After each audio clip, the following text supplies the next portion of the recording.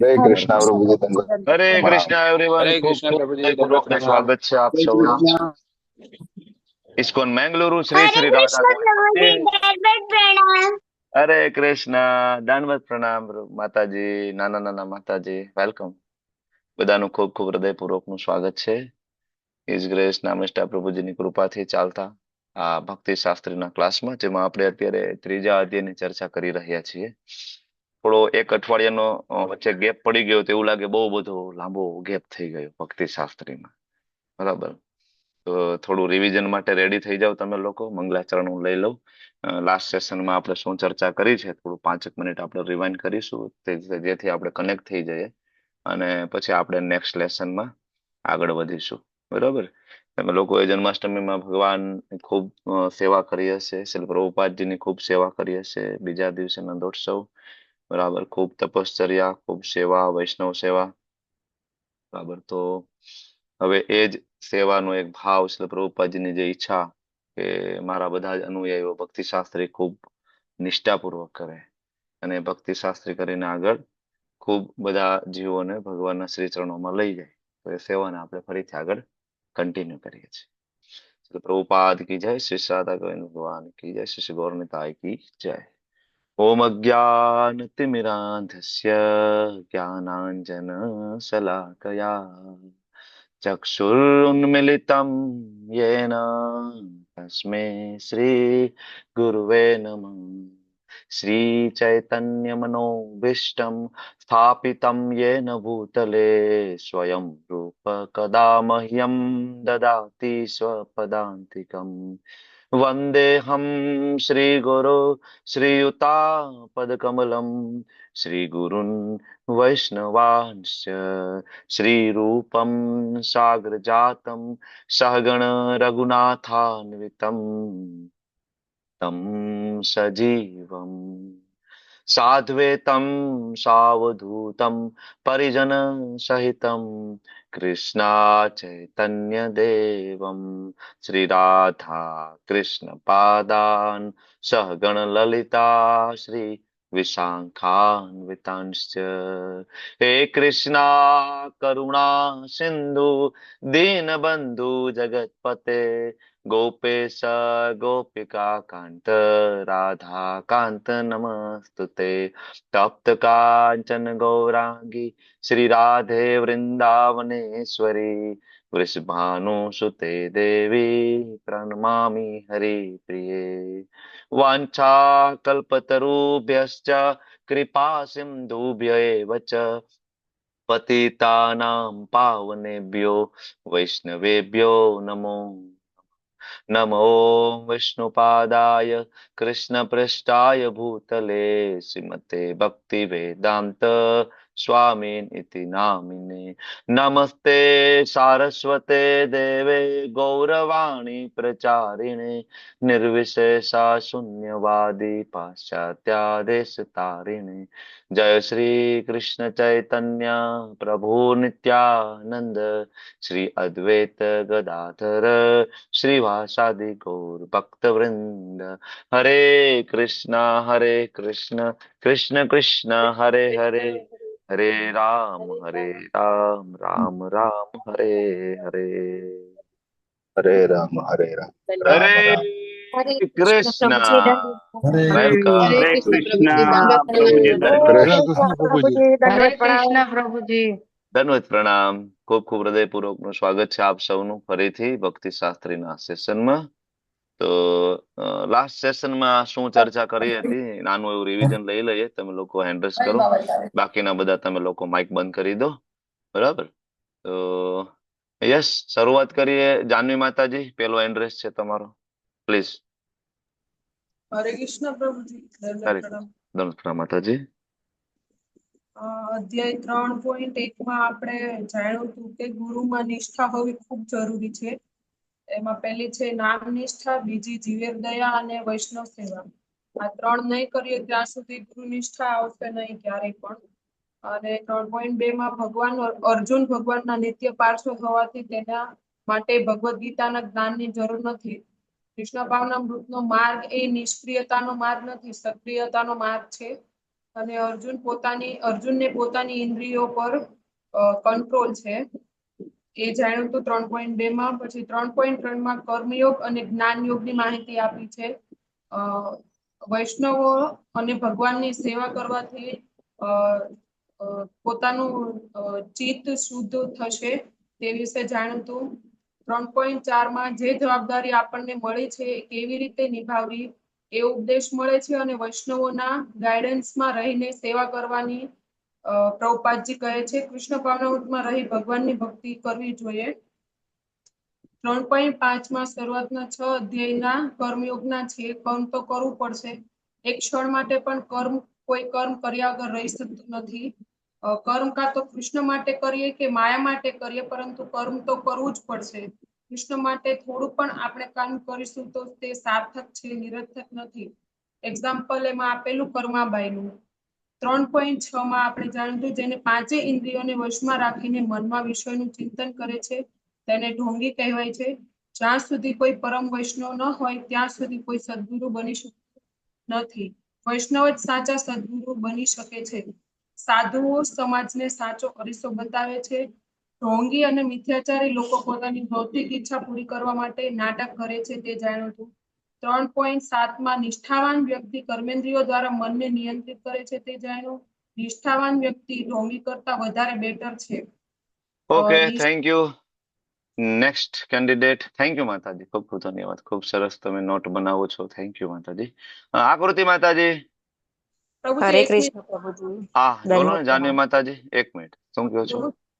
આજે મારા પ્રભુજી જોબ પર છે, ઘરે નથી, હા એટલા માટે એટેન્ડ નહીં કરી શકે. હા, કાંઈ વાંધો નહીં, નો પ્રોબ્લેમ. ઓકે, નેક્સ્ટ આકૃતિ માતાજી. હરે કૃષ્ણ. હરે તમારો કૃષ્ણ એન્ટ્રેસ પ્રભુજી, દંડવત પ્રણામ. નથી. હરે કૃષ્ણ. પાવર નથી પ્રભુજી, કઈ નહીં, પણ હું બોલું છું. હા હા. શ્લોક નંબર 7 માં આપણે અ, જે કર્મેન્દ્રિય છે તે ભક્તિ દ્વારા આવે છે, અને જે ભક્ત છે તે કૃષ્ણ ભવનામૃતમાં કાર્ય કરે છે તે વધારે બેટર છે. નિષ્ઠાવાન મનુષ્ય કર્મેન્દ્રિય અને મન દ્વારા નિયંત્રિત કરવાનો પ્રયત્ન કરે છે. એ વિશે ચર્ચા થઈ, અને એમાં ભાવાર્થમાં આપણે 3 પોઈન્ટ પર ચર્ચા કરેલી હતી કે પ્રિટેન્ટેડ વર્સિસ સ્ટ્રગલર, મિથ્યાચારી વર્સિસ ગૃહસ્થ, અને ઢોંગી મનુષ્ય જે કરતો હોય એના કરતાં જે સફાઈ કામદાર મનુષ્ય કરતો હોય એ વધારે સારો છે. એ બાબતે ચર્ચા થઈ હતી.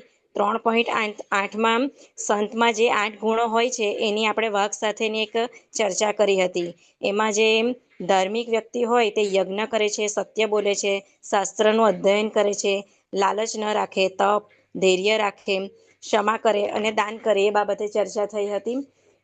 પછી જે યજ્ઞ, તપ, દાન અને શાસ્ત્રનું અધ્યયન, આ 4 ગુણોની કોપી બધા કરી શકે છે, પણ જ્યારે સત્ય, લાલચ ન રાખવી, ધૈર્ય અને ક્ષમા, એની કોઈ કોપી કરી શકતું નથી. એ બાબતે ચર્ચા કરવામાં આવી હતી. 3.8માં આપણે ભગવાન આપણને બેઝિક પોઈન્ટ પર સમજાવે છે કે પેટનો ખાડો પૂરવો હોય અને આજીવિકા ચલાવવા માટે તો આપણે કોઈ પણ કર્મ કરવું જ પડશે. જીવન નિર્વાહના હેતુથી કરેલો કહેવાતો ત્યાગ ભગવાન કે શાસ્ત્ર માન્ય ક્યારે થતો નથી. જીવન નિર્વાહના ઓકે, હેતુ. હરે થેન્ક યુ. કૃષ્ણ. નૈના નડિયાદરા માતાજી. હરે કૃષ્ણ. કઈ મુદ્દા હરે બાકી કૃષ્ણ. રહ્યા હોય એ આપજો. નો રિપીટેશન હરે પ્લીઝ. કૃષ્ણ પ્રભુજી. હરે કૃષ્ણ. શ્લોક નંબર 3.8માં મનુષ્યએ પોતાનો ફરજ કર્મ કરવો જ જોઈએ. નિષ્ક્રિયતા કે આળસથી જીવન સાર્થક થતું નથી. કર્મ કર્યા વિના માનવ જીવન શક્ય નથી. આપણે સમાજ પાસેથી ત્યારે જ કંઈક લઈ શકીએ જ્યારે આપણે તેને કંઈ આપી શકીએ. શ્લોક 3.9માં ભગવાન કહે છે કે ભગવત પ્રાપ્તિનો સૌથી સરળ માર્ગ, જે કંઈ કામ કરતા હોય તેમાં કૃષ્ણને જોડવું. પહેલા ફરવા જતા આપણે આપણા માટે જતા, હવે આપણે ફરવા જઈએ છીએ કૃષ્ણને માટે, યાત્રા કરવા માટે જઈએ છીએ. હરે કૃષ્ણ. Thank you. હરે કૃષ્ણ. રાધિકા માતાજી. હરે કૃષ્ણ. હરે કૃષ્ણ પ્રભુજી, દંડવત પ્રણામ. ચલો, પ્રણામ પ્રભુજી, માતાજી. આપણે 3.9 શ્લોક સુધી જોઈલું ને, પછી હા. આપને તમે રાજકોટના એક મહાવિષ્ણુ ગોસ્વામી મહારાજના વિશે સમજાવેલું હતું હા. કે કેવી રીતે આપણે ભગવત પૈસો છે એટલે આપણે પોતાના માટે યુઝ નહીં કરીને ભગવાનના માટે કેવી રીતે લગાડવાનો. અને પછી 2.60 થી 3.8 સુધીમાં કર્મ સંન્યાસ કરતા કર્મયોગ મહત્વનો છે. તો તેના વિશે આપણે ગ્રુપમાં ડિસ્કશન કરેલું હતું પ્રભુજી. Okay, thank A you. છે ત્યાં સુધી આપણે કરેલું. ઓકે, હિરલ માતાજી, હરે કૃષ્ણ. કઈ મુદ્દા બાકી રહ્યા હોય તો તમે લાસ્ટ એડ કરી દો, પછી આપણે ક્લાસ તરફ આગળ વધી જઈએ. હિરલ પટેલ માતાજી, હરે કૃષ્ણ. હરે કૃષ્ણ પ્રભુજી, એટલા માટે ફોન કર્યો છું. નેટ ઓન ધ વે છો, આઈ થિંક તમે એવું કહેવા માંગો છો ને તમારે નેટવર્ક નથી, મને કઈ સંભળાતું નથી અત્યારે તો. પ્રભુજી, ઓકે, આવું જ કહેવા માંગો છો ને કે તમે નેટવર્ક ની બહાર છો. વિક્રમ પંડ્યા પ્રભુ, હરે કૃષ્ણ. હરે કૃષ્ણ પ્રભુજી, એ લોકો હા. વૃંદાવન યાત્રા માટે જઈ રહ્યા છે. ઓકે ઓકે, નો પ્રોબ્લેમ પ્રભુ, કાઈ નહીં. Okay, no problem. Hare Krishna. Hare thank you. Okay, ચાલો આગળ વધશું. હવે આપણી પાસે 1 કલાકનો સમય હોય છે હવે, તો થોડું સ્પીડમાં આપણે જવું પડતું હોય છે. લેસન નંબર 6 તરફ આગળ વધીએ, અને લેસન નંબર 5 આપણે કમ્પ્લીટ કરી દીધો છે, જેમાં તમે લોકોએ લાસ્ટ ટાઈમ જે શ્લોકો આપણે કવર કર્યા છે એની તમે ચર્ચા કરી. Just a minute. Slide visible છે ને તમને લોકોને મારી? હા પ્રભુજી. Okay, thank you. તો સિદ્ધ પ્રજ્ઞાના લક્ષણો વિશે અર્જુને પૂછ્યું 54મા શ્લોકમાં, બીજા અધ્યાયમાં. તો ભગવાને સિદ્ધ પ્રજ્ઞાના લક્ષણોની બધી ચર્ચા કરી. બીજા અધ્યાયમાં ભગવાને એક સાથે બધું પીરસી દીધું, તો અર્જુનને થોડા મૂંઝવણમાં મૂક્યા. અને એકચ્યુઅલી અર્જુન આપણા ઉપર કૃપા કરવા માંગતા હતા. એક પરમ વૈષ્ણવની જે ભાવના હોય, એ ભાવના અર્જુન ત્યાં પ્રગટ કરે છે કે કેવી રીતના હું કૃપા કરી શકું, અને આ લોકો ઇઝીલી સમજી શકે. તો ભગવાનને ફરીથી ત્રીજા અધ્યાયની શરૂઆતમાં અર્જુનજી પ્રશ્ન પૂછે છે કે ભગવાન, આ તો થોડું સમજવું મુશ્કેલ લાગે છે. એક બાજુ તમે એમ કહો છો કે બુદ્ધિ યોગનો ઉપયોગ કરવો, મતલબ જ્ઞાન માર્ગ તરફ ચાલવાનું છે, ત્યાગ માર્ગ ઉપર ચાલવાનું છે, અને બીજી તરફ તમે એવું કહો છો ભગવાન કે ઉભો થાને યુદ્ધ કર, એટલે કે મારે કર્મ કરવાનું છે. તો પ્રભુ, આ બંને વચ્ચે કઈ સામંજસ્ય હોય એવું મને લાગતું નથી કે આ બેને કેવી રીતના સાથે કરી શકાય. એક પ્રેક્ટિકલ પ્રશ્ન છે અર્જુનનો, કે જેવી રીતના આપણે લોકો પણ સવારથી સાંજ સુધી ભૌતિક કર્મોમાં, બિઝનેસમાં, જોબમાં, માતાજીઓ ગૃહિણીમાં, જોબમાં બિઝી હોય, તો આપણે પણ આ સેમ વસ્તુ થાય કે ભાઈ આ બે કેવી રીતના ચાલી શકે એમ. બરાબર? તો એવો પ્રશ્ન પૂછે છે ત્યારે ભગવાન એ પ્રશ્નના જવાબમાં, એ બેઝની અંદર આ એકચ્યુઅલી અધ્યાય ચાલી રહ્યા છે, કર્મયોગના ચાલી રહ્યા છે, એટલે ભગવાન કર્મયોગ ઉપર વધારે ભાર મૂકે છે. અને જેમ જેમ આગળ તમે આવશો 6ઠા અધ્યાયથી, તો ભગવાન ભક્તિ યોગ ઉપર ભાર મૂકશે, જે આ ભગવદ ગીતાનું ઇસેન્સ છે.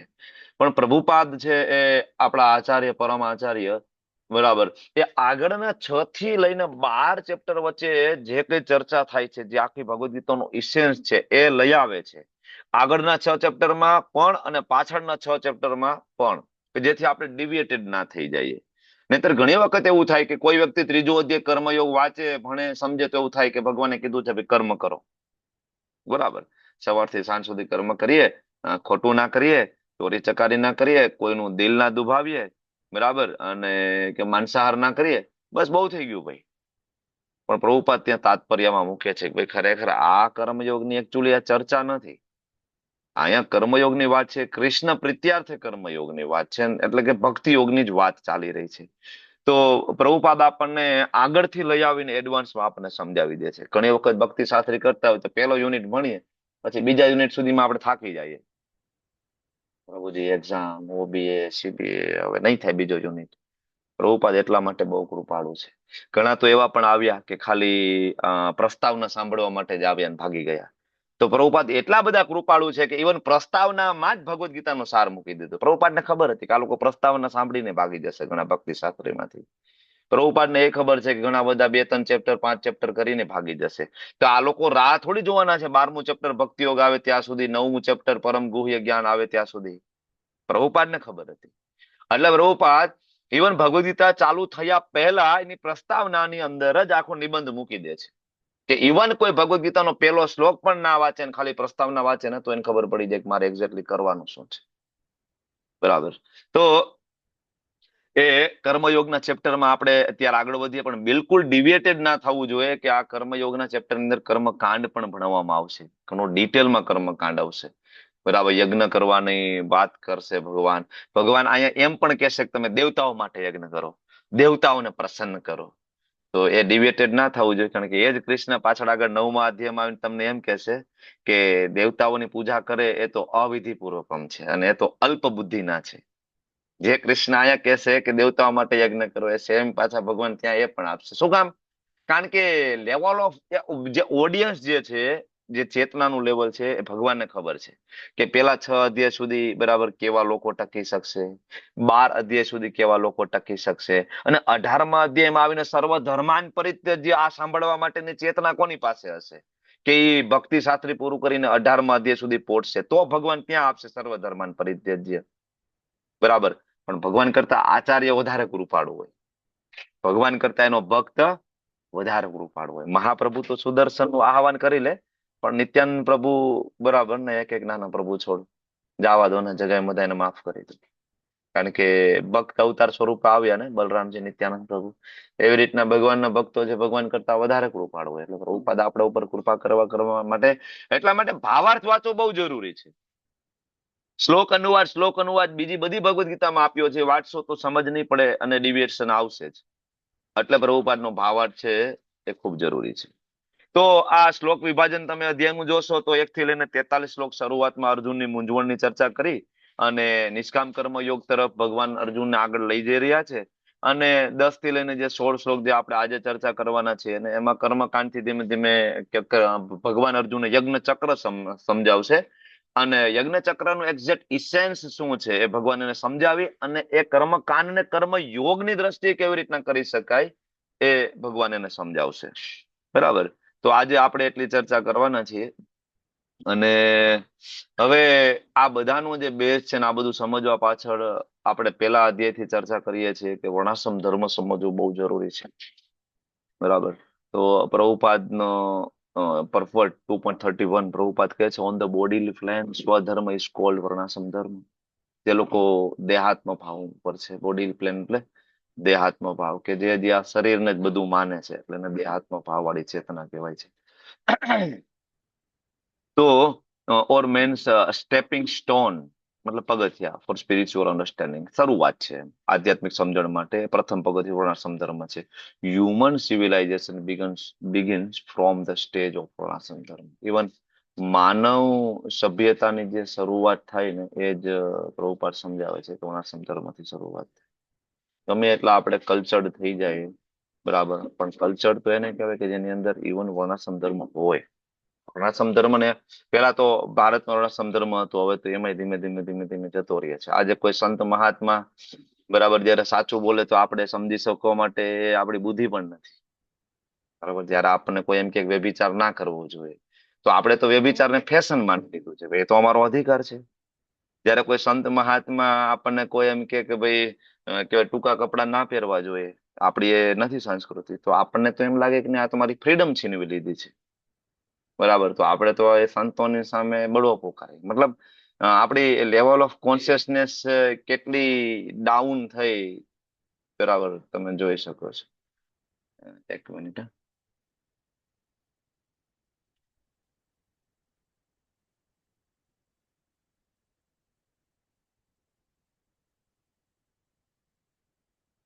શ્રી કૃષ્ણ ચૈતન્ય પ્રભુ નિત્યાનંદ શ્રી અદ્વૈત ગદાધર શ્રીવાસાદિ ગૌર ભક્ત વૃંદ. હે કૃષ્ણ હરે કૃષ્ણ કૃષ્ણ કૃષ્ણ હરે હરે, હે રામ રામ રામ હરે હરે. પીપીટી. હરે કૃષ્ણ. તમને પીપીટી વિઝિબલ થાય છે? હરે કૃષ્ણ. ના પ્રભુજી નથી. નથી પ્રભુજી. ના પ્રભુજી. હરે કૃષ્ણ કૃષ્ણ કૃષ્ણ હરે હરે, હે રામ રામ રામ હરે, હરે કૃષ્ણ કૃષ્ણ કૃષ્ણ હરે હરે, હરે રામ રામ રામ હરે હરે, હરે કૃષ્ણ કૃષ્ણ કૃષ્ણ હરે, હે રામ રામ રામ હરે, હરે કૃષ્ણ કૃષ્ણ કૃષ્ણ હરે હરે. એકચ્યુઅલી પીપીટી રન થતી નથી, ગમે તે પ્રોબ્લેમ આવી રહ્યો છે. હરે કૃષ્ણ કૃષ્ણ કૃષ્ણ હરે રામ રામ રામ રામ. એ હરે વિઝિબલ થાય છે હવે તમને લોકોને? હા હા પ્રભુજી. પ્રભુજી, હા પ્રભુજી, થઈ ગઈ. Okay, thank you, thank you. તો આપણે વાત કરતા હતા વર્ણાશ્રમ ધર્મ, દેહાત્મ ભાવના સ્તર ઉપર સ્વધર્મને વર્ણાશ્રમ ધર્મ કહેવામાં આવે, પ્રભુપાદ સમજાવે છે. અને એટલા માટે જ પ્રભુપાદ, તમને ખબર છે, ફાર્મ કોમ્યુનિટી તમને લોકોને ખ્યાલ હશે, ન્યૂ વૃંદાવન યુએસએ ની અંદર છે, ગોવર્ધન ઇકો વિલેજ મુંબઈની નજીક છે, બરાબર. એ એટલા માટે જે પ્રભુપાદના ડિસાઇપલ રશિયામાં ઘણી બધી જગ્યાએ છે, ઓલ ઓવર વર્લ્ડમાં ઓલમોસ્ટ લગભગ 56 બરાબર એવી આપણી કોમ્યુનિટી છે ઇસ્કોનની, કે જેની અંદર લોકો 100% વર્ણાશ્રમ ધર્મનું પાલન કરી અને જીવન જીવે છે, બ્રાહ્મણ, ક્ષત્રિય, વૈશ્ય, શૂદ્ર, બરાબર. કારણ કે પ્રભુપાદના લેક્ચર તમે સાંભળતા હશો, પ્રભુપાદ એવું કહેતા કે ઇવન 5% લોકો પણ કૃષ્ણ ભાવનામૃતનો સ્વીકાર કરે અને પોતાના જીવનમાં બ્રાહ્મણિકલ ક્વોલિટીઝ ડેવલપ કરે ને, તો આ સંસારનો ઉદ્ધાર થઈ જાય. ઓનલી 5%. કારણ કે અત્યારે પ્રોબ્લેમ એ છે કે બ્રાહ્મણને હેડ કીધા છે, માથું સોસાયટીનું, બરાબર. હવે જયારે હું બ્રાહ્મણ, ક્ષત્રિય, વૈશ્ય, શૂદ્રની વાત કરું તો તમે એટલા મેચ્યોર છો કે અહીંયા જાતિવાદની આપણે વાત નથી કરતા, બરાબર. અહીંયા આપણે વાત કરીએ છીએ ગુણ કર્મ વિભાગશઃ, ચાતુર્ણમયા સૃષ્ટમ ગુણ કર્મ વિભાગશઃ, કે ભાઈ સત્વગુણમાં હોય એને બ્રાહ્મણ કહેવાય. તો અત્યારે સત્વગુણી લોકો જોવા મળતા નથી, હેડલેસ સોસાયટી છે, બરાબર. એટલે પ્રભુપાદ સમજાવે છે કે વર્ણાશ્રમ ધર્મ એટલા માટે જરૂરી છે. માનવ સભ્યતાની શરૂઆત જ ત્યાંથી થાય કે ઇવન એની અંદર હેડ હોય, એમાં બ્રાહ્મણ હોય, એની અંદર ક્ષત્રિય હોય, એમાં વૈશ્ય હોય, એમાં શૂદ્ર હોય. એટલે વર્ણાશ્રમ ધર્મ સમજવો બહુ જરૂરી છે, બરાબર. અને વર્ણાશ્રમ ધર્મ એટલા માટે પણ જરૂરી છે, ધારો કે કોઈ વ્યક્તિ આધ્યાત્મિક વાળા રસ્તા ઉપર ઉન્નત ના થઈ શકતો હોય તો શું એની પ્રગતિ ના થાય? ના, એવું નથી. ધારો કે કોઈ વ્યક્તિ દેહાત્મ ભાવમાં હોય, શારીરિક સ્તર ઉપર હોય, તો ખાલી એ પોતાનો વર્ણાશ્રમ ધર્મની ફરજો નિભાવે ને, બરાબર, પોતાના ગુણો પ્રમાણે કર્મ કરે ને, તો પણ એ ઉન્નત થઈ જાય. એટલે વર્ણાશ્રમ ધર્મ એ પગથિયું છે એવન આધ્યાત્મિક જ્ઞાન પ્રાપ્ત કરવા માટેનું. અને એટલા માટે જ્યાં સુધી કોઈ વ્યક્તિ 4 નિયમોનું પાલન ના કરે ને, તો એ મનુષ્ય પણ નથી બનતો. 4 નિયમોનું પાલન કરીને કોઈ વ્યક્તિ ચેન્ટિંગ કરે, જપ કરીને જયારે રજોગુણ તમોગુણ ને એ ધીમે ધીમે ધીમે પરાસ્ત કરીને સત્વગુણ સુધી આવે ને કોઈ વ્યક્તિ, ત્યારે ઇવન એ જ્ઞાનને સમજી શકે. આજે સવારે નામસ્તા પ્રભુ ક્લાસમાં કહેતા હતા કે રજોગુણ તમોગુણમાં કોઈ દિવસ ભક્તિ થઈ જ ના શકે. That is impossible. ભક્તિ કરવા માટે પણ વ્યક્તિએ એટલીસ્ટ સત્વગુણમાં આવવું જ પડે. સત્વગુણમાં કોઈ વ્યક્તિ ના આવે ને, તો એ કોઈ દિવસ વ્યક્તિ ભક્તિ ના કરી શકે. એને એવું લાગે કે હું ભક્તિ કરું છું, પણ રજોગુણમાં ને તમોગુણમાં ક્યારેય ભક્તિ ના થાય. એટલા માટે પણ માનવ સભ્યતાની જે શરૂઆત છે ને, ઇવન વર્ણાશ્રમ ધર્મથી થઈ. લોકોને એમ થાય કે જાતિનો ભેદની વાત છે, ને તો વિકૃત સ્વરૂપ આપ્યું, પ્રેઝન્ટ કર્યું કહેવાતા વિદ્વાનોએ. એકચ્યુઅલી વિકૃત સ્વરૂપ આપણે આપ્યું છે, ભગવાને નથી આપ્યું, બરાબર. ખરેખર જો વર્ણાશ્રમ ધર્મને ફોલો કરવામાં આવે તો 100% આધ્યાત્મિક ઉન્નતિ થાય, બરાબર. તો આ વર્ણાશ્રમ ધર્મને અનુસરવાના ફાયદા શું છે? 1.5.17 શ્રીમદ ભાગવતમમાંથી શ્લોક કઈ કોટ કર્યો છે પ્રભુપાદે. આનો આ શ્લોક તમે જોશો તો આગળ ત્યાં પણ કર્યો છે ભગવદ્ ગીતામાં, બરાબર. તો ખાલી કોઈ પોતાના વ્યવસાયિક કર્તવ્યોમાં સંપૂર્ણ રીતે જો રોકાયેલો હોય ને, તો અલ્ટિમેટલી ગમે એટલો પ્રગતિ કરી લે તો એને સરવાળે કઈ મળતું નથી, બરાબર. પણ ભગવાનની સેવા કરે, ભલે કદાચ એટલું ફૂલફિલિંગ ના પણ કરી શકે, બરાબર. આ જે શ્લોક છે વેદાબેજ ની અંદર તમે જોશો, અહીંયા શ્લોક છે, બરાબર, 1.5.70 ત્યક્તા સ્વધર્મ ચરણાંબુજમ હરેર ભજનમ. તો one who has forsaken his material occupation to engage in the devotional service of the Lord may sometimes fall down. કદાચ ક્યારેક ભક્તિમાંથી પતન પણ થાય, while in an immature stage. હજી ભક્તિમાં આપણે મેચ્યોર ના હોય તો ક્યારેક આપણે પડી પણ જાય. Yet there is no danger. છતાં પણ એની અંદર કોઈ ડેન્જર નથી, ભય નથી, of his being unsuccessful. કદાચ ભક્તિમાં આવ્યા પછી કોઈ સક્સેસ પણ ના જાય ને, તો એની અંદર કોઈ ડેન્જર નથી. On the other hand, બીજી બાજુ તમે વિચારો, a non-devotee though fully engaged in occupational duty, પોતાનો રોજિંદા જો બિઝનેસ, પોતાના ડ્યુટીઝમાં બીજી હોય, does not gain anything. કાંઈ પ્રાપ્ત કરી નથી શકવાનું, ગમે એટલી મહેનત કરી લે, અલ્ટિમેટલી કોઈ મતલબ નથી એ બધી વસ્તુનો. પ્રભુપાદ સમજાવે છે આપણને, બરાબર. તો વર્ણાશ્રમ ધર્મને કોઈ અનુસરે ઇવન, અને બ્રાહ્મણ, ક્ષત્રિય, વૈશ્ય, શૂદ્ર 4 વર્ણોમાંથી ભગવાનની સેવા માટે સ્વ અલ્પમ થોડુંક પણ કોઈ કરશે ને, તો પણ ત્રાયતે મહતો ભયાત, મહાન ભયમાંથી રક્ષણ થાય છે. પ્રભુપાદ તમે વારંવાર કહો છો મહાન ભયમાંથી રક્ષણ થાય. કયા મહાન ભયમાંથી રક્ષણ થાય એવો પ્રશ્ન કર્યો હતો ત્યારે પ્રભુપાદે એમ કહી દીધું કે ઇવન કોઈ ભગવાનની સેવા સાચા હૃદયથી કરશે તો એ મહાન ભય જે છે ફરીથી બરાબર નીચલી યોનિમાં જન્મ પ્રાપ્ત કરવો એટલીસ્ટ એને નીચલી યોનિમાં જન્મ પ્રાપ્ત નહીં થાય. થોડીક પણ કોઈ ભક્તિ કરશે તો ભક્તિ પૂર્ણ કરવા માટે ફરીથી જલ્દીથી એને મનુષ્ય જન્મ પ્રાપ્ત થશે. બરાબર લોઅર બર્થ ના થાય એટલીસ્ટ. એટલા માટે પણ બીજા તમે કામ કરતા કરતા ગમે એટલા બિઝી હોય ને ભક્તિ માટે જરૂર સમય કાઢવો જોઈએ. ઉપર સમજાવે છે. ઓકે. અને આગળ કહે છે કૃષ્ણ ભાવનાયુક્ત કર્મ અથવા ઇન્દ્રિય સુખની અપેક્ષા ન રાખતા કૃષ્ણ પ્રીત્યાર્થે કર્મ કરવું એ જ કર્મનો સર્વોચ્ચ દિવ્ય ગુણ છે. આવા કર્મની થોડી સી શરૂઆત કરવામાં પણ કોઈ વિઘ્ન નડતું નથી કે નથી આવા સ્વલ્પ આરંભ કરેલ કર્મનો કદી વિનાશ નથી થતો. થોડુંક બરાબર ભોગ લગાડીએ ભગવાનને, પ્રસાદ સિવાય આપણે કઈ લઈએ નહીં, મંગલા આરતી એટેન્ડ કરીએ, જપ કરીએ, ક્લાસ એટેન્ડ કરીએ, બુક ડિસ્ટ્રીબ્યુશન કરીએ, બરાબર થોડુંક પણ કૃષ્ણ ભાવનામૃતમાં આમાંથી કંઈક ને કંઈક આપણે કરવું જોઈએ. કારણ કે જો આખો દિવસ આપણે જે કઈ કાર્ય કરીએ છીએ ને તમે નોટ કરતા જાવ તો મોસ્ટલી બધા કાર્ય રજોગુણ ને તમોગુણમાં થઈ રહ્યા છે. ખાલી આપણે આ જે સમય છે જેમાં આપણે બધા મળીએ છીએ એ સમય છે આપણે સત્વગુણ શુદ્ધ સત્વગુણની અંદર હંમેશા છીએ. બાકી આખો દિવસ આપણે રજોગુણ તમોગુણમાં છીએ. 24 કલાકમાંથી જો કેટલો સમય તમે કયા ગુણમાં હોય આનું એનાલિસિસ કરીને જો તમને ખબર પડે 24 કલાકમાંથી આપણી 15 કલાક રજોગુણ તમોગુણમાં જતી હોય. જો આપણે બિઝનેસ કરતા હોય, જોબ કરતા હોય, બરાબર સુવામાં આપણી 5-6 કલાક તો સુવામાં જ જતી રહી. બરાબર તો એટલા માટે પ્રભુપાદ કહે છે એટલીસ્ટ અહીંયા આપણે આ જે કઈ કરીએ છીએ ને ભક્તિ શાસ્ત્રીના ક્લાસ લેવલ 1, 2, 3, 4 વોટેવર છે કે ક્લાસ મંગલા આરતી પ્રભુપાદ કહે છે ધીસ ઇઝ હાઈએસ્ટ. પ્રકૃતિના 3 ગુણોથી પરે છે આ વસ્તુ. બરાબર થોડુંક પણ કોઈ વ્યક્તિ લેવલ 1 ઇવન રિપીટ કરે, કોઈ વ્યક્તિ ઇવન ખાલી એક માળા શરૂઆત કરી દે તો એનો એ જે બેલેન્સ નો ક્યારેય નાશ નથી થતો. નેવર. ઓલું રામ સેતુ બન્યું તમને લોકોને ખિસકોલી વાળી કથા ખબર છે બરાબર ને, હું રિપીટ નથી કરતો પણ ભગવાન ખિસકોલીની સેવાને પણ સ્વીકારે છે. તો વિચાર કરો કે આપણે 16 માળા રોજ કરતા હોય તો આપણે વિચારી નથી શકતા કે આપણે શું એક્ઝેક્ટ મેળવી શકીએ છીએ એનાથી 16 માળા થકી. જો કોઈ અટેન્ટિવલી બરાબર ઇફર્ટ લગાડે સાંભળીને બરાબર તો વિચાર કરો શું મેળવી શકે.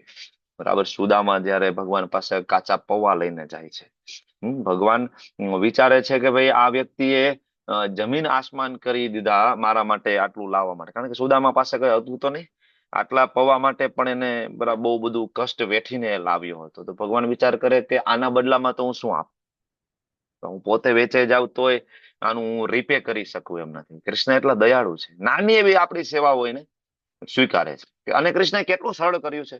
પત્રમ પુષ્પમ ફલમ તોયમ. કૃષ્ણ ક્યારેય ના નથી પાડતા. જન્માષ્ટમી હતી, બધા મંદિરોમાં 56 ભોગ અર્પણ થયા, 108 ભોગ, 1008 ભોગ અર્પણ થયા. છતાં પણ તમે ઘરે તમારા લાલાને જયારે ભોગ અર્પણ કરો છો બરાબર માખણ મિશ્રી તો ત્યાં પણ જમવા આવે. એવું નહીં કે ભાઈ હું આજ નહીં આવું, આજ તો જન્માષ્ટમી છે અને આજ ભાઈ મંદિરમાં 1008 છે તમે આજ તમે ખાઈ લો ભાઈ તમારા સુખી રોટલી ને બધું, હું નહીં આવું. કૃષ્ણ બહુ કૃપાળુ છે. બરાબર તો આપણે જયારે ભગવાનને ભોગ લગાડીએ તો ભગવાન આવે છે, ભગવાન જમે છે, ભગવાન પોતાનું ઉદ્દિષ્ટ આપણા માટે બાકી રાખે છે કારણ કે કૃષ્ણને ખબર છે કે તેનાથી મારી ભક્તિમાં આવી જશે. આપણે તો કોરોના વાળી જનરેશન છીએ તો આપણે આ વધારે સારી રીતના એ સમજી શકીએ. તમને ખબર છે કોરોનાના સમયે એ જે કોરોનાનું પેશન્ટ હોય એની પ્લેટમાં કોઈ જમતું નહોતું.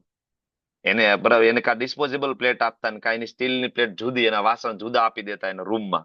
કાં તો કે એની પ્લેટમાં જમીએ ને તો ઇન્ફેક્શન થઈ જાય, આપણને કોરોના થઈ જાય. બરાબર તો આ છે ઉચ્ચિષ્ટનો પ્રભાવ.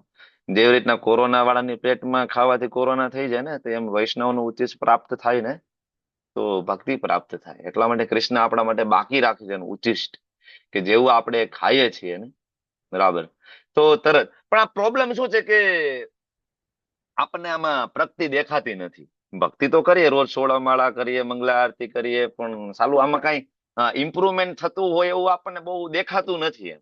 ગ્રોસ ઇમ્પ્રુવમેન્ટ નથી દેખાતું કે ભાઈ આમ કરીને કે ભભૂતિ નીકળવા માંડે, આમ કરીને રુદ્રાક્ષ નીકળવા માંડે અને બરાબર આવું આપણને કઈ તાત્કાલિક દેખાતું નથી. બરાબર તો ઇસ ગ્રેસ ધર્મેશ પ્રભુ સરસ આની અંદર એક્ઝામ્પલ આપતા કે કોઈ વ્યક્તિ પ્લેનમાં જતું હોય ને તો એને કઈ બાહ્ય પરિવર્તનો કઈ એને કઈ દેખાવાના નથી. હવે ટ્રેનમાં જતો હોય તો એને દેખાય નદી આવી, પર્વત આવ્યા, સિટી આવ્યું, રેલવે સ્ટેશન આવ્યું, બરાબર વારંવાર ફેરિયાઓ ચડે છે, આ બધું તમને ટ્રેનમાં દેખાય. બરાબર પણ પ્લેનમાં તમને આ કઈ ના જોવા મળે. તમે બેઠા હોય શાંતિથી ને 1-1.5 કલાક 2 કલાકની અંદર તમે 500-1000 કિલોમીટરે પાછા ઉતરતા હોવ છો, બરાબર. પણ તમને ભલે ખબર ના હોય, પણ બહારની જે સ્પીડ છે એ તમે ફીલ નથી કરી શકતા. એવી રીતના આ ભક્તિ, ધર્મેશ પ્રભુ સમજાવતા હતા, ભક્તિ એવી વસ્તુ તમને ભલે અત્યારે ફીલ ના થાય, કારણ કે તમે અંદર બેઠા છો, તમને ખબર નથી, બરાબર. પણ બહાર કૃષ્ણ કેટલી સ્પીડમાં તમને લઈ જઈ રહ્યા છે આગળ એની નજીક, અને ગુરુ તત્વ તમને, બરાબર, આપણે આચાર્ય પરંપરા કેટલો ફોર્સ લગાડી રહી છે તમને કૃષ્ણ તરફ મોકલવામાં, એ તમને ખબર નથી, બરાબર. એટલે આ બહુ મહત્વની વસ્તુ છે. જ્યાં સુધી આપણે સેવા ના કરીએ, સર્વિસ ના કરીએ, વૈષ્ણવ પ્રત્યેનો આપણો આદર ભાવ ના હોય, તો આપણે આ ફોર્સ કેવી રીતે? બહુ મહત્વની વસ્તુ છે. Just a minute. તો થોડુંક પણ કૃષ્ણ માટે કરીએ તો કૃષ્ણ છોડતા નથી આપણને, નેવર. કૃષ્ણ છોડતા નથી. તમે ભલે એના માટે કૃષ્ણ ચોટલી પકડીને પાછા ખેંચી લાવશે. હજારો ભક્તોને કૃષ્ણ લાવ્યા છે, ખેંચીને લાવે, ભાગી જાય પાછા ખેંચીને લાવે, ભાગી જાય. જય વિજયને લેવા માટે ભગવાન 3 વખત આવ્યા ધરાધામ ઉપર, બરાબર. હરિદાસ ઠાકોરને લેવા માટે આવે, બરાબર. તો ઇટ્સ લાઈક અંડરવર્લ્ડ. અંડરવર્લ્ડ ની અંદર એવું નથી કે ભાઈ યહાં આના આપકી મરજી સે હે ઓર જાના હમારી મરજી સે. એકચ્યુઅલી ઇસ્કોન કૃષ્ણ કોન્શિયસનેસ એવું છે. કોઈ વ્યક્તિ આવે, ઇવન અહીંથી છોડીને જતો રહે ને, તો એને ભૌતિક જગતમાં ક્યાં આનંદ ના આવે એની ગેરંટી છે. કોઈ વ્યક્તિ ઇસ્કોનમાં આવે ને 1-2 વર્ષ વ્યક્તિ કોઈ ટકી ગયો ને થોડી એને માળા કરી લીધી, થોડો ભક્તોનું એસોસિએશન કરી લીધું, 2-4-5 યાત્રાઓ કરી લીધી, અને પછી ઇસ્કોની વ્યક્તિ છોડીને જાય, પછી ગમે ત્યાં જાય, ગમે ત્યાં મતમાં, પંથમાં, સંપ્રદાયમાં, ભૌતિક જગતમાં પાછો જાય, પણ એને કોઈ દિવસ અહીંયા આનંદ પ્રાપ્ત થાય, કોઈ દિવસ આનંદ પ્રાપ્ત, હંમેશા એને વસવસોરી ચાલુ, આનંદ નથી આવતો, આનંદ નથી આવતો. ભલે એ કદાચ શરમ સંકોચના કારણે, પોતાના ઈગોના કારણે, પર્સનલ પ્રોબ્લેમોના કારણે પાછો ના આવે, પણ હંમેશા એને વસવસો રહે છે. એટલા માટે બહુ મહત્વનું છે ભક્તોનો સંગ, ભક્તોની સેવા, કૃષ્ણની સેવા, બરાબર. સેવા અને દાનમાં તફાવત છે પાછો, એ ખબર છે ને તમને? સેવા અને દાનમાં શું તફાવત છે? કહો મને, બારીક ભેદ રેખા શું છે સેવા અને દાનમાં? નીલપા માતાજી કહો તો, સેવા અને દાનમાં શું તફાવત છે? હરે કૃષ્ણ પ્રભુજી. પ્રભુજી, સેવા છે ને એ કહીએ કે હર હંમેશ અમર થઈ જાય છે, હા, અને જ્યારે દાન છે એ પૂરું થાય પછી સ્વર્ગમાંથી પાછો નીચે ધક્કો. હા. એકચ્યુઅલી દાનમાં છે ને, એકચ્યુઅલી બદલો આપી દે છે કૃષ્ણ તરત, કે ભાઈ આ દાન કર્યું છે ને, કેટલા? 11,000 રૂપિયા. ઓકે, હવે હમણાં નેક્સ્ટ આવતા મહિનામાં 21,000 નું તને પ્રોફિટ થઈ જાય એવું કે પ્લાનિંગ કરી દઉં છું, બરાબર. તરત જ ભગવાન વ્યવસ્થા કરે છે, દાનનું રીપે ભગવાન તરત કરી દે છે. પણ કોઈ સેવાના ભાવથી કરે તો કૃષ્ણ કે આ તો નોટ કરવું પડશે, આનો કઈ રીપે છે નહીં, એનો કોઈ ઓપ્શન છે જ નહીં, બરાબર. એટલે જે કાંઈ કરીએ ને આપણે એ સેવાના ભાવથી થવું જોઈએ, વોટ એવર, કાંઈ પણ સેવાના ભાવથી થવું જોઈએ, બરાબર. તો ઇવન કોઈ પણ વ્યક્તિ, ભલે ને શુદ્ર હોય, વૈશ્ય હોય, વોટ એવર, ક્ષત્રિય ગુણ હોય, તો પણ આ વર્ણાશ્રમ ધર્મમાં એટલા માટે આપણને પ્રભુપાદ ડિટેલમાં સમજાવે છે એના લેક્ચરમાં, કે કોઈ પણ વ્યક્તિ કોઈ પણ સેવા કરે, શુદ્ર હોય તો શુદ્રને લાયક જે સેવા કરે, તો પણ ભગવાન યાદ રાખે છે. ભગવાન એટલા કૃપાળુ છે કે પેલા નામથી જ પોતાને સ્વીકારી લે છે. જે જોબ કરે એને પહેલું નામ, પહેલી વખત કોઈ બોલ્યું હરે કૃષ્ણ, કૃષ્ણ એ જ સમયને સ્વીકારી લે છે કે ભાઈ આ તો અમારો વાલો દીકરો છે. જેમ ચૈતન્ય મહાપ્રભુ કહે છે કે કોઈ વ્યક્તિ એક વખત પણ હરે કૃષ્ણ મહામંત્ર બોલે છે તો એ ભક્ત છે. એક જ વખત. મહાપ્રભુ બહુ દયાળુ છે, અને પ્રભુપાદ ઉદાહરણ આપે છે કે જયારે કોઈ વ્યક્તિ જીવનમાં પહેલી ચોરી કરે, પહેલી ચોરી, ત્યારથી એ વ્યક્તિ ચોર છે, બરાબર. એક જ વાર કોઈ ચોરી કરે તો એના ઉપર ટાઇટલ લાગી જાય, શું કહેવાય કે આ ચોર છે. એવી રીતના કોઈ એક વાર પણ માળા કરે ને ત્યારથી એકચ્યુઅલી ભક્ત કહેવાય, બરાબર. એટલે શરૂઆતના ભક્તો હોય આપને એમ લાગે, પણ ત્યાં પ્રભુપાદ સમજાવે છે ખાસ કાળજી રાખવી જોઈએ. નવા ભક્તો જે આવે ને, એક માળા ભલે કરતા હોય પણ એ સામાન્ય નથી, સામાન્ય નથી.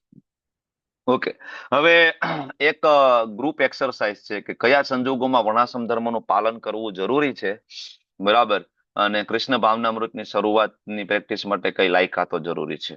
હવે તમે લોકો એક તો આનો સ્ક્રીનશોટ લઈ લો, કારણ કે આ એક્સરસાઇઝ આજે નથી કરવી, આપણે આવતીકાલે કરવી છે.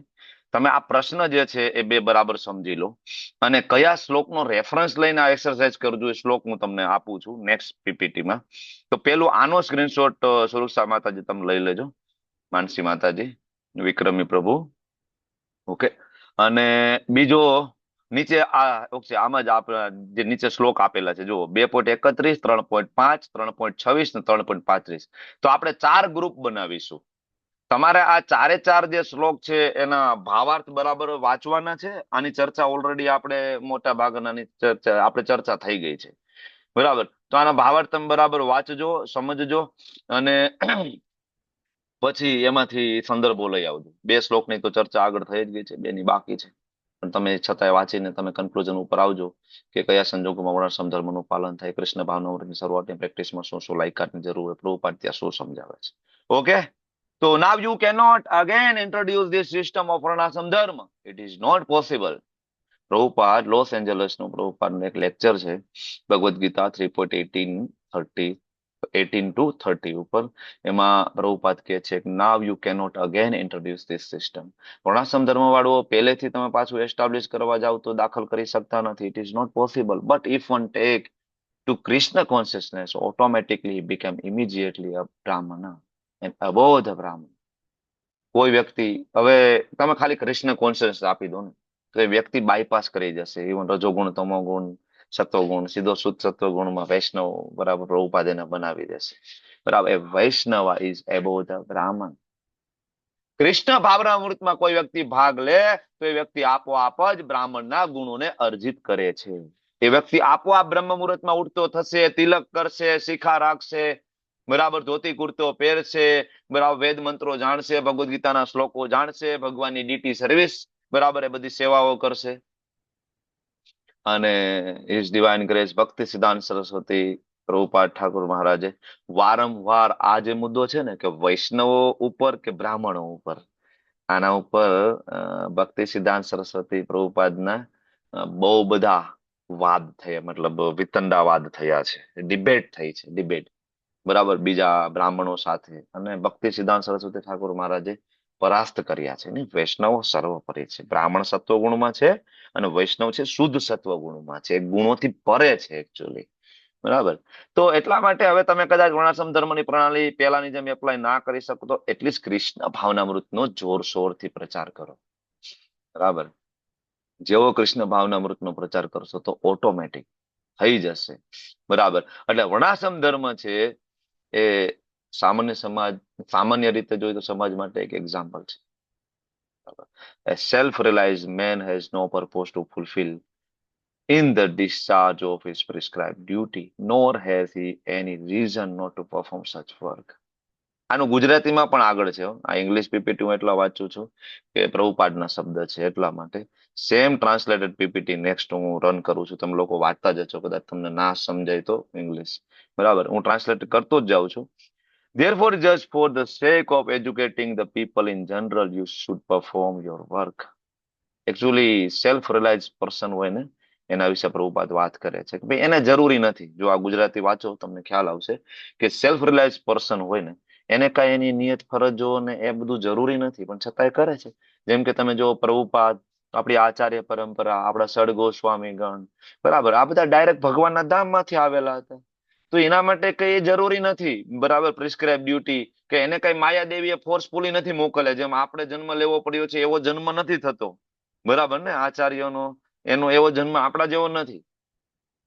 તો આપણે ભક્તિમાં આગળ આવ્યા તો બીજા પણ ભક્તિમાં આવે, બરાબર. એ દાખલો બેસાડવા માટે નિષ્ક્રિય બનવું નહીં. એટલા માટે આ ઉત્તમ જે ભક્તો જે છે એ આવીને કાર્ય કરતા હોય છે.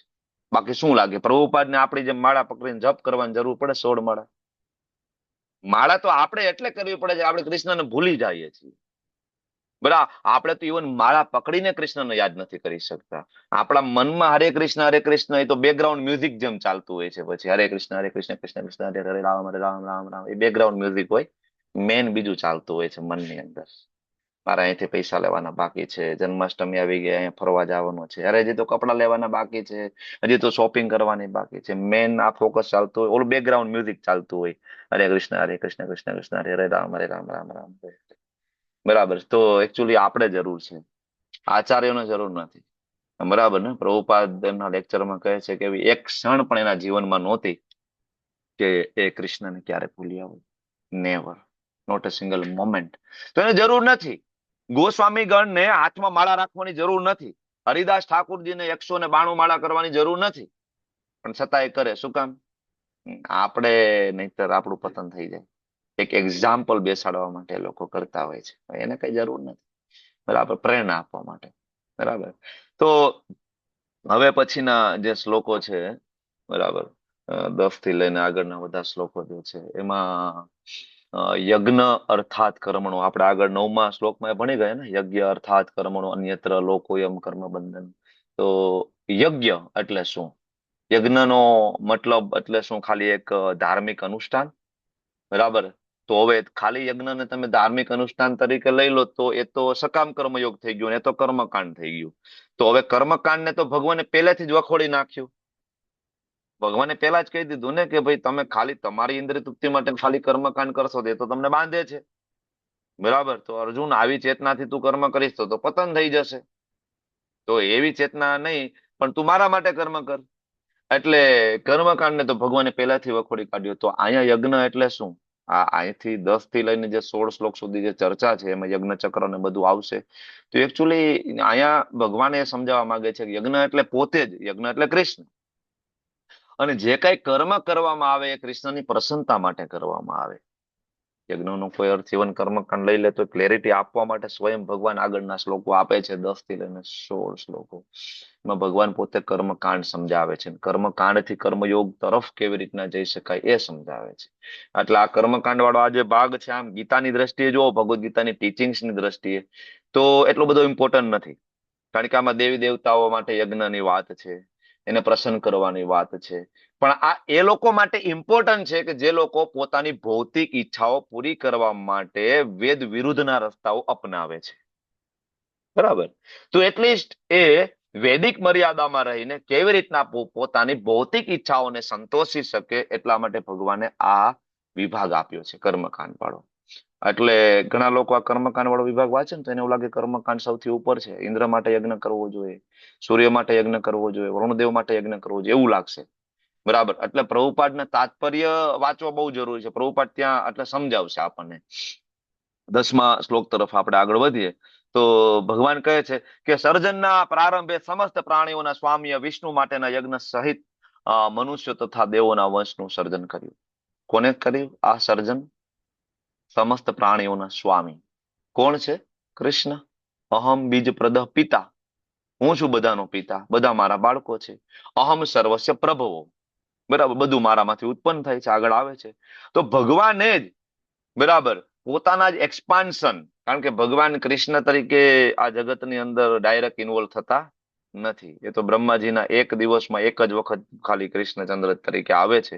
બાકી બધો કાર્યક્રમ જે ચાલે છે એ કોના દ્વારા ચાલે? વિષ્ણુ દ્વારા.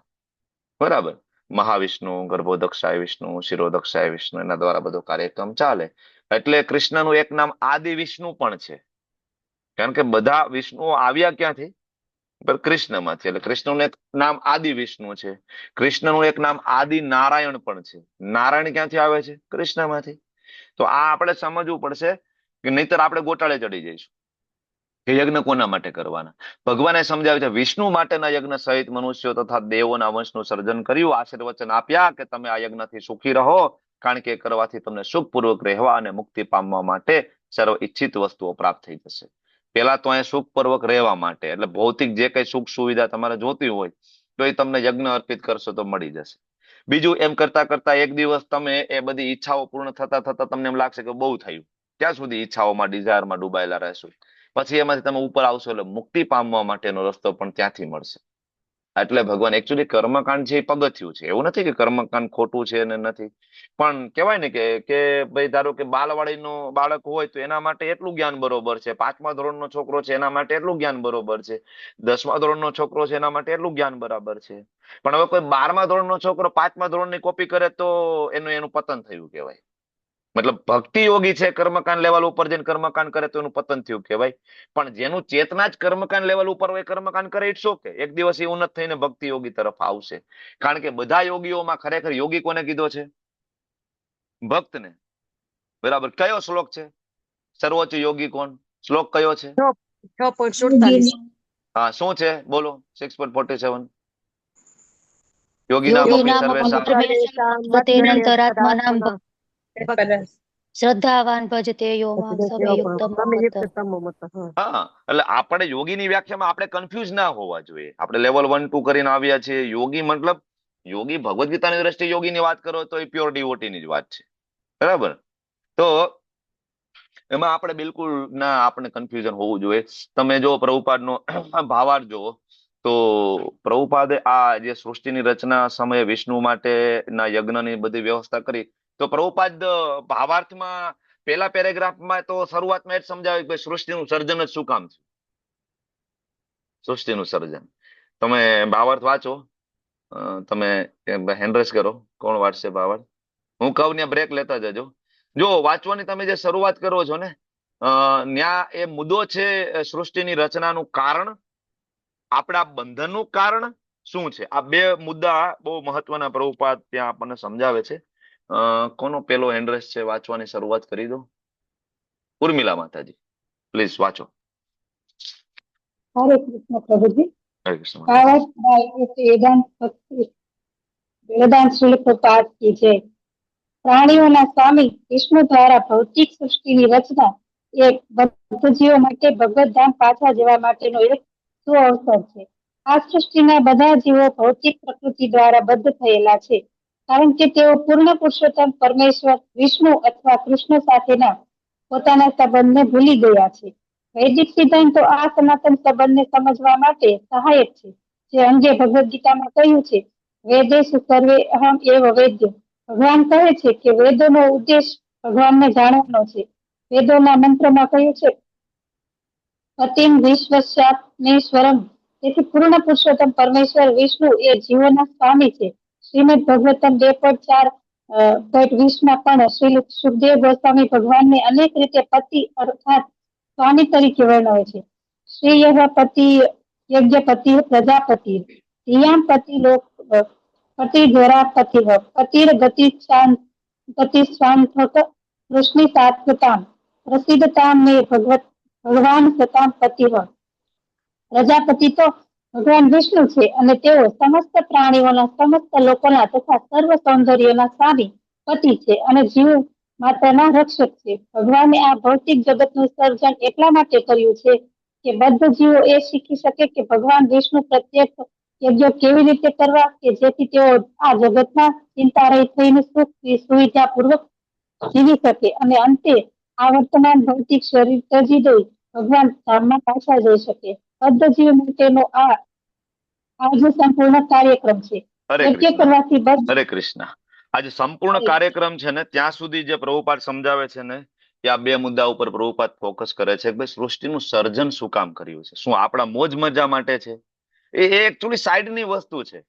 હકીકતે સૃષ્ટિનું સર્જન એટલા માટે થયું કે તમે અહીંયા આવીને સમજી શકો, બરાબર, કે આ મનુષ્ય જીવનનો અલ્ટિમેટ ઉદ્દેશ્ય છે કૃષ્ણ ભાવનામૃતમાં આગળ વધવા માટેનો છે, કૃષ્ણ ભક્તિ પ્રાપ્ત કરવા માટેનો છે, અને ફરીથી ભગવત ધામ original address back home, back to Godhead, બરાબર, એ જવા માટેનો રસ્તો છે મનુષ્ય જીવન, બરાબર. ભૌતિક જગત ત્યાંથી આપણે પાછા જવાનું છે. એટલે પ્રભુપાદ સમજાવે છે કે સૃષ્ટિની રચનાનું કારણ, બીજું આપણા બંધનનું કારણ શું છે, બરાબર, શું કામ આપણે ફસાયા છીએ, બરાબર, એ સમજાવે છે. બે વસ્તુ છે આની અંદર કે આપણે ભગવાનને ભૂલી ગયા છીએ, કૃષ્ણ સાથેના પોતાના સંબંધને ભૂલી ગયા છીએ, એટલે આપણે બંધાઈ ગયા છીએ. આ જ કારણ છે, બરાબર. તો તમે ગમે એટલા એનજીઓ ચલાવો, ગમે એટલા ધાવડા ઓઢાડો, બરાબર, પણ એનાથી જીવનું દુઃખ દૂર થવાનું નથી, આગળ આવશે. જીવનું દુઃખ ત્યારે દૂર થશે કે જ્યારે તમે એની ઓરિજિનલ આઈડેન્ટિટી એને સમજાવો, બરાબર. એટલે એ સમજવું પડશે કે પતિ છે એ કૃષ્ણ છે. આપણે બધા પતિ પતિ પતિ કરતા હોય, આપણે પતિ પતિ કરતા એક દી પતિ જવાના છીએ, પણ ખરેખર જે પતિ છે એ પતિ રહેવાના છે, એ સ્વામી છે, બરાબર, એ કૃષ્ણ છે. તમારા મારા બધાના પતિ એક છે, એનું નામ કૃષ્ણ છે. એટલે પ્રભુપાદ તાત્પર્ય લઈને આવે છે. હવે અહીંથી આગળ જે છે ને, યજ્ઞ કરવાથી બદ્ધ જીવ, તો યજ્ઞ કરવાથી શું થશે અને કળિયુગમાં કયો યજ્ઞ, આ બે મુદ્દા ઉપર પ્રભુપાદ ત્યાં ચર્ચા કરે છે. યજ્ઞ કરવાથી શું થશે અને કળિયુગની અંદર કયો યજ્ઞ થશે. ભગવાન શ્રી ચૈતન્ય મહાપ્રભુનો રેફરન્સ લઈ અને પ્રભુપાદ સમજાવે છે, બરાબર. એટલે તમે લોકો ભાવાર્થ જરૂરથી વાંચજો. તો આ યજ્ઞ જે છે, બરાબર, વિશેષ દેવી દેવતાઓ માટે યજ્ઞ થાય, બરાબર, દેવી દેવતાઓને પ્રસન્ન કરવા માટે, આહુતિ માટે, બરાબર, દેવી દેવતાઓને ઇન્દ્રિય ભોગ, આહાર, ભોજન સ્વરૂપે તમે એને આપો, બરાબર. અને બદલામાં શું કરે કે ભાઈ તમારી ઈચ્છા પૂરી કરવાના આશીર્વાદ દેવી દેવતાઓ આપે. અને આ બધી આહુતિ કેવી રીતના આપવાની, તો કે અલગ અલગ વેદની અંદર એનું વર્ણન થયું છે. જેમ કે એક વેદની અંદર વર્ણન થયું છે કે ભાઈ યજ્ઞ કરતી વખતે મંત્ર ઉચ્ચારણ કેવી રીતના કરવા. બીજું તો કે ભાઈ બીજા વેદમાં એ છે કે યજ્ઞ માટે કઈ કઈ સામગ્રી સમિધ શું જોઈએ. ત્રીજું તો કે ભાઈ યજ્ઞમાં પ્રકટ દેવી દેવતાઓનો જે સંતોષ કરવા માટેના આહવાન મંત્રો કયા છે. ચોથું તો કે ભાઈ યજ્ઞનું સ્થાન કેવું હોય અને એને કેવી રીતના યજ્ઞ વેદીને પવિત્ર કરી શકાય. આ બધી ચર્ચાઓ વેદની અંદર છે, બરાબર, યજ્ઞ માટેની. પણ એટલા માટે જયારે બ્રાહ્મણો આવે ને ત્યારે આપણે હાથમાં જલ લેવડાવીને સંકલ્પ કરાવે, કારણ કે દેવતાઓ આપણી ઈચ્છા પૂરી કરશે. પણ શું એવા બ્રાહ્મણો પાવરફુલ છે અત્યારે કે દેવી દેવતાઓને આહવાન કરે ને દેવી દેવતાઓ આપણી ઈચ્છાને પૂરી કરે? તો કળિયુગની અંદર એ યજ્ઞ સ્વાહા સ્વાહા વાળો યજ્ઞ છે એ પ્રેક્ટિકલી પોસિબલ નથી. એટલા માટે પ્રભુપાદ તાત્પર્યમાં આપણને સમજાવે તો ખબર પડે. બાકી ખાલી અનુવાદ ને શ્લોક વાંચો તો તમને તો એવું લાગે ભાઈ યજ્ઞ કરવાનો છે, ચાલો ઘરે હવન કુંડ બનાવો અને સ્વાહા સ્વાહા ચાલુ કરો. પણ તાત્પર્ય વાંચો તો ખબર પડે કે ભગવાન એ જ કૃષ્ણચંદ્ર ચૈતન્ય મહાપ્રભુ સ્વરૂપે આવ્યા ત્યારે કીધું કે ભાઈ સંકીર્તન યજ્ઞ થશે, બરાબર. અત્યારે કોંગ્રેગેશનલ ચેન્ટિંગ, બરાબર. એટલે પ્રભુપાદ તાત્પર્યમાં 15.15 નો રેફરન્સ આપે છે, વેદેશ સર્વેર અહમ એવ વેદ્યો. કૃષ્ણને જાણવું એ અલ્ટિમેટલી સાર છે ને એ જ અલ્ટિમેટલી યજ્ઞ છે, બરાબર. તો એટલા માટે અલગ અલગ જગ્યાએ આવા અલગ અલગ ઉપદેશો આપણને જોવા મળે વેદની અંદર પણ એક ભાગવત એવો ગ્રંથ છે કે જેની અંદર સ્ટ્રેટ ફોરવર્ડ આપ્યું છે, શ્રીમદ ભાગવતમ. એટલે આ બધા ઇટ્સ અ ટ્રેપ કે ભાઈ આ યજ્ઞ કરો દેવતા પ્રસન્ન થશે, ઓલા યજ્ઞ કરો દેવતા પ્રસન્ન થશે. એટલે કોઈ વ્યક્તિ કે પશુ જીવન જીવતું એમાંથી યજ્ઞ કરવામાં આવે તો યજ્ઞ કરતો થાય એમાંથી ધીમે ધીમે ધીમે શુદ્ધ થતો જાય તો ધીમે ધીમે ભગવાનનો ભક્ત બને જાય. It's trap.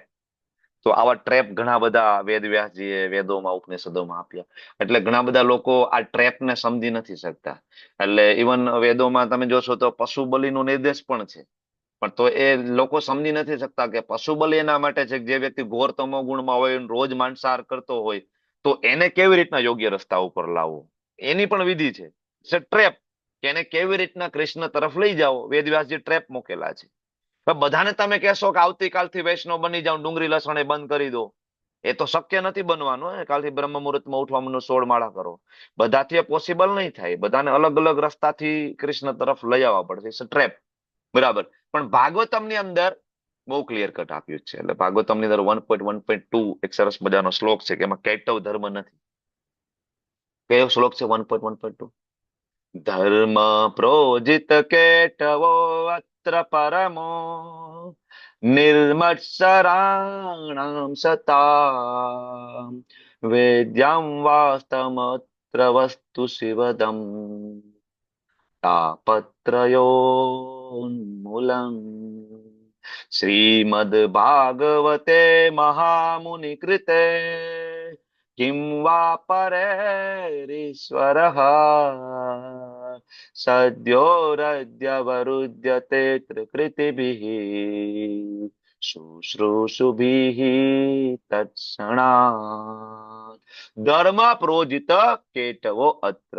અહીં કેટવ ધર્મની વાત નથી, પ્યોર, બરાબર. એટલે ભાગવતની અંદર એકદમ ક્લિયર કટ આપેલું છે સંકીર્તન યજ્ઞ, બરાબર. એટલે એ શ્લોક અહીંયા કૃષ્ણ વર્ણમથી સા કૃષ્ણ સાંગો પાંગાત્ર પાર્ષદમ યજ્ઞે સંકીર્તન પ્રાય રેજંતી સુમેધસ.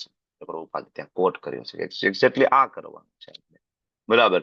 એટલે આગળના શ્લોકની અંદર વૈદિક યજ્ઞ જે છે એનો ઉદ્દેશ્ય શું છે ભગવાન સમજાવે છે. દેવાન ભાવયતા તેન તે દેવા ભાવયંતુ પરસ્પરમ ભાવયંત શ્રેયમ પરમ વાપ્સ્યસ્ત. કે ભાઈ યજ્ઞો દ્વારા પ્રસન્ન થઈને દેવો તમને પણ પ્રસન્ન કરશે. કોને? મનુષ્યને. અને એ રીતે માનવો તથા દેવો વચ્ચે સહકારથી સૌનો અભ્યુદય થશે. હવે દેવતાઓ પ્રસન્ન થશે, દેવતાઓને પ્રસન્ન કરવાની વાત છે. પણ એ જ કૃષ્ણ આગળ 9મા અધ્યાયમાં આવશે તો ભગવાન એમ કહેશે કે નહીં નહીં, દેવતાઓ માટે યજ્ઞ કરવાની જરૂર નથી. તમને એક લીલાની પણ ખબર છે કે જયારે ભગવાન ધરાધામ ઉપર આવ્યા તો એમના પિતાજી નંદ મહારાજને ઇન્દ્રદેવનો યજ્ઞ બંધ કરાવી દીધો. ભાઈ એના માટે યજ્ઞ કરવાની શું જરૂર છે? એની ડ્યુટી છે. એ શું કામ ભાઈ વરસાદ ના વર્ષ આવે, અને ડ્યુટી, કારણ કે ભગવાનને ખબર છે ને કે ઈ મારો અધિકારી છે, તો મારી અંડરમાં કામ કરે છે, મેં એને સેવા આપેલી છે, તો એના માટે અલગથી યજ્ઞ કરવાની શું જરૂર છે? તમારે કરવાની જરૂર નથી. તો ભગવાને ઇવન ધરાધામ ઉપર આવીને પણ આપણને કહ્યું કે દેવી દેવતાઓ માટે યજ્ઞ કરવાની જરૂર નથી. એના માટે તમારે અલગ રીતના એને પ્રસન્ન કરવાની જરૂર નથી. પણ અહીંયા તો કીધું છે દેવી દેવતાઓને પ્રસન્ન કરવું. એટલા માટે પ્રભુપાદના તાત્પર્ય બહુ જરૂરી છે. કારણ કે પ્રભુપાદ તાત્પર્ય આગળના જે શ્લોકો જે છે 6 થી લઈને 12 વચ્ચે, અધ્યાય 6 થી 12, એમાંથી સાર જે છે એ પકડીને અહીં મૂકે છે કે પેલા તો દેવી દેવતાઓ છે કોણ. તમે પ્રભુપાદનું તાત્પર્ય વાંચશો, બરાબર, અહીંયા 11મા શ્લોકના 52માં, તો પ્રભુપાદ શરૂઆત કરે છે કે પેલા તો ડેમિગોડ્સ કોણ છે? તો ભગવાનના વહીવટી કરતા છે. આ પેલા તો ખબર હોવી જોઈએ, નહીં તો લોકોને પેલા ભગવાન અને દેવતાઓ વચ્ચેનો તફાવત જ ખબર નથી. ઘણી બધી જગ્યાએ જન્માષ્ટમીના ફોટો જો તો મેં ઘણા બધા મને ફોટા મોકલે તો કૃષ્ણનું સ્થાન ઘણી જગ્યાએ નીચે મૂક્યું છે અને બીજા બધા દેવી દેવતાઓ ઉપર રાખ્યા છે. પણ ખબર જ નથી કે કૃષ્ણ સૌથી ઉપર હોવા જોઈએ. દેવી દેવતાઓ એના વહીવટી કરતા છે, અધિકારી છે, બરાબર. તો ભગવાન એને સેવા આપી છે. વરુણદેવ છે, બરાબર, પછી સૂર્યદેવ છે, ચંદ્રદેવ છે. તો આ બધા જે વરદાન આપવા, પછી લોકોની સુખાકારી માટેના પ્રયત્ન, એને ભૌતિક સુખ સગવડો, તો દેવોના અધિકારમાં છે અને ભગવાને એને આ બધી સેવાઓ આપી છે, બરાબર. એટલે પેલા તો દેવી દેવતાઓ કોણ છે પ્રભુપાદ એ સમજાવે છે તાત્પર્યમાં. બીજું, ભગવાન માટે યજ્ઞ કરીએ તો દેવી દેવતાઓ માટે યજ્ઞ કરવો પડે કે નહીં? હવે આપણે ભક્તિમાં આવી ગયા, ભક્તિ શાસ્ત્રી સુધી તમે લોકો પહોંચી ગયા. હવે જન્માષ્ટમી ઉત્સવ ઉજવતા હોય, ઘરે ઠાકોરજીને રોજ ભોગ લાગતો હોય, પણ હજી નવરાત્રી આવે ને ત્યારે ખચવાટ સારું માતાજી માટે નિવેદ કરવાના કે નહીં? બાપ દાદા તો હજારો વર્ષોથી કરે છે. હું મારા કુળદેવીના નિવેદ નહીં કરું તો મને પાપ લાગશે? તો હજી આ પ્રશ્ન તો થાય ને કે નથી થતો? નથી થતો કોઈને કે થાય છે? થાય ને. નિવેદ કરવાના કે નહીં? નિવેદ તો બાપ દાદા કરતા હતા, એ બંધ કેમ કરવું? નથી થતો પ્રભુજી. હા, તો સારું કહેવાય નથી થતું. એ મતલબ એટલી ચેતના આપણી થોડીક અપગ્રેડ થઈ પ્રભુપાદની કૃપાથી. કારણ તમે ભક્તિ શાસ્ત્રના સ્ટુડન્ટ છો. બાકી આ ચર્ચા લેવલ 1, 2 માં કરી પણ ના શકાય. ભાગી જાય બીજે દિવસે. પ્રભુજી તો વિરોધી છે દેવી દેવતાઓના, બરાબર. ઇસ્કોનમાં ખાલી કૃષ્ણ કૃષ્ણની જ વાતો થતી હોય, પણ ખબર નથી ને, લોકોની ચેતના એટલી નથી કે આ જ્ઞાન સમજી શકે. મોટા મોટા વિદ્વાન લોકો નથી સમજી શકે, બરાબર. તો એટલે પ્રભુપાદ તાત્પર્યમાં સમજાવે છે કે બધા યજ્ઞોના ભોગતા કૃષ્ણ છે, વિષ્ણુ છે. ભોગતારામ યજ્ઞ તપસ્યા. અને આપણે કૃષ્ણ માટે નૈવેદ્ય રોજ દિવસમાં 5 વાર કરીએ છીએ, 3 વાર એટલીસ્ટ કરીએ છીએ. તો કૃષ્ણના નૈવેદ્ય અર્પણ કરો છો તો તમારા કુળદેવ એનાથી પ્રસન્ન ના થાય? Don't confuse. બિલકુલ કન્ફ્યુઝ થવાની જરૂર નથી. ઘણા બધાને પ્રશ્ન થાય, દીક્ષા માટે આગળ આવે ને એમ કે આપણે તમારા મંદિરના ફોટા મોકલો, તો થોડોક ફોટો મોકલે. એક ખૂણામાં દેવી દેવતા હોય એ ફોટો આપણને ના મોકલે, પણ ખબર પડી જાય કે આ ફોટો અધૂરો છે, આ બાજુના ખૂણામાં હજી બીજું બધું ચાલે છે. Actually this is not a temple, actually this is a mall. આ તો એકચ્યુઅલી મોલ જ છે. હજી બાજુમાં એક બાજુ ચામુંડા માતાજી છે, બ્રહ્માણીમાં છે, મેરડીમાં છે, એક બાજુ થોડાક સાંઈબાબાને ખૂણામાં બેહાડ્યા છે, એક બાજુ પ્રમુખ સ્વામી છે, બધા બધા છે. પણ એક બાજુ ઠાકોરજીને બેહાડા છે, એ બાજુનો ફોટો પાડીને પ્રભુજીને મોકલી દે, જો અમે કૃષ્ણની પૂજા કરીએ છીએ. તો ઇટ ઇઝ આ સમજવું બહુ ડિફિકલ્ટ છે. એટલે પ્રભુપાદના તાત્પર્ય વારંવાર વાંચવા જોઈએ કે ડોન્ટ વરી, બિલકુલ ચિંતા કરવાની જરૂર નથી. જ્યારે તમારા મંદિરની અંદર માત્ર કૃષ્ણ હોવા જોઈએ, માત્ર કૃષ્ણ, રાધા કૃષ્ણ જયારે મંદિરની અંદર હોય ને, તો આ જગતના બધા દેવી દેવતાઓ પ્રસન્ન થશે. એક એક વ્યક્તિને, એક એક દેવતાઓને પ્રસન્ન તમે નહીં કરી શકો. સાદું ઉદાહરણ તમને આપું કે તમે જે ગામની અંદર રહેતા હોય, એક એક ઓફિસની અંદર જઈને તમે ટેક્સ આપશો, બધા અધિકારીને તમે સંતુષ્ટ નહીં કરી શકો. બધાને લાંચ રૂશ્વત આપશો, બરાબર. પાણી પુરવઠામાં જાઓ, પોલીસ ઓફિસરમાં જાઓ, એજ્યુકેશન મિનિસ્ટ્રીમાં જાઓ, વોટેવર, અલગ અલગ જગ્યાએ તમારા ગામમાં બધાને લાંચ રૂશ્વત આપો છો અને તમે કહેશો અમારું ધ્યાન રાખો, અમારું ધ્યાન રાખો. કેટલી વાર ધ્યાન રાખશે?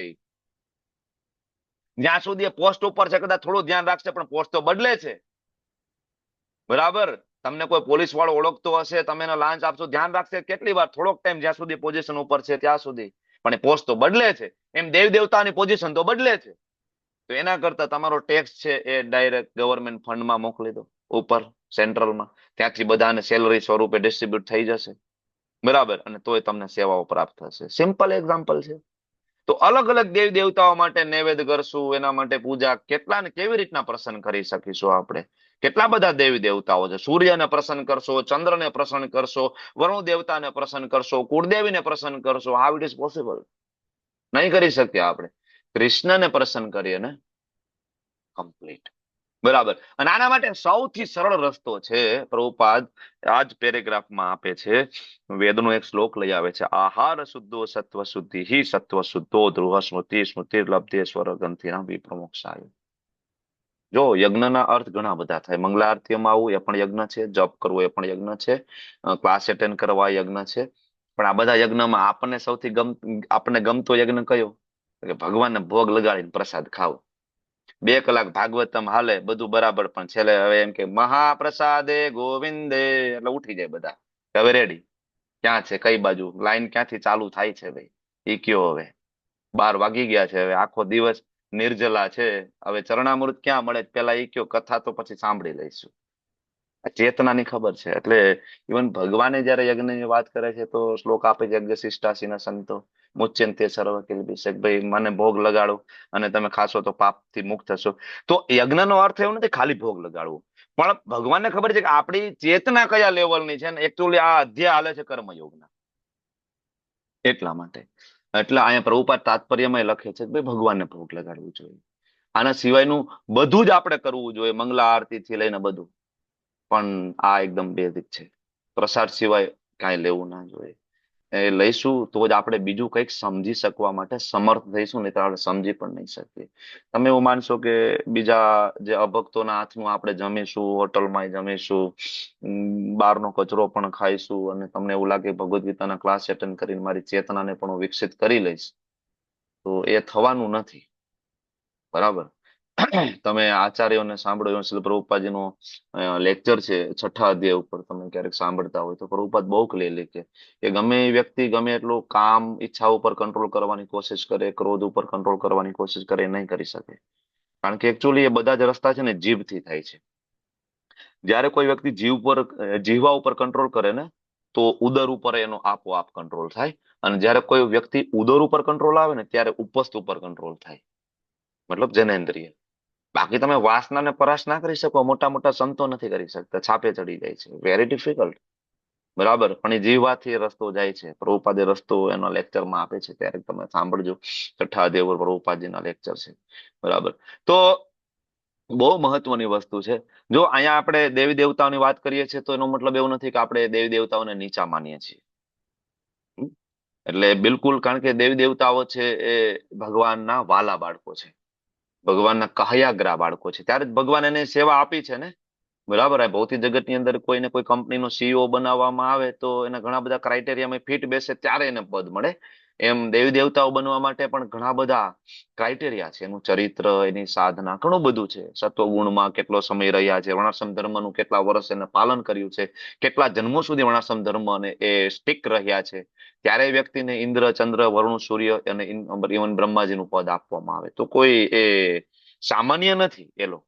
બરાબર. તો ડિસરિસ્પેક્ટ કરવાની વાત નથી, પણ સ્ટેટસ આપણે સમજવાની જરૂર છે કે જયારે કૃષ્ણને પ્રસન્ન કરો તો તમારા કુળદેવી આપોઆપ પ્રસન્ન થાય છે, કોઈ શંકાને સ્થાન નથી. બરાબર. એટલે આપણે સમજવું પડે.